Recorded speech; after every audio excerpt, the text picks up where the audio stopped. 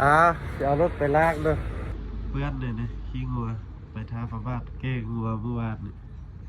ทางนอกกับเพื่อนเลยจะเอาไปล้างสิ่งที่ควรบอกเพื่อนเลยเวลา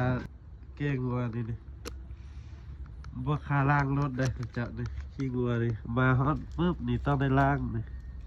มาล้างนี่ไปแก้ครั้งลูกค้าอื่นนี่มาได้อันที่สองก็คือแก้งัวนี่มันต้องมีใบอันนั้น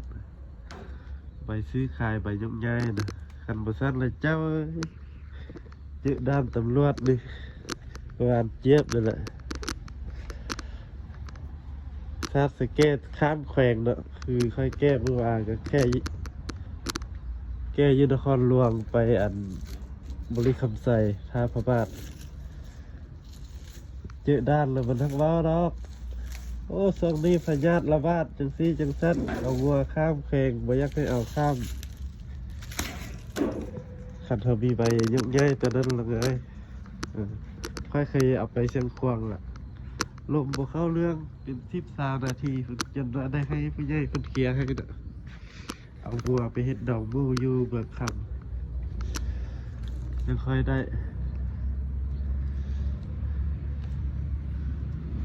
ผู้ว่าก็เสีย100,000เออเสีย100,000มันกวดแล้วมันยากเอกสารรถเขาก็บ่ครบ100ดอกคันมันได้กวดละมีใบขับขี่มีเอกสารรถแล้วก็ยังประกันภัยมันมียังใบอนุญาตขับรถอีกมันภัยสิไปครบทุกสิ่งทุกอย่างแบบนั้นน่ะ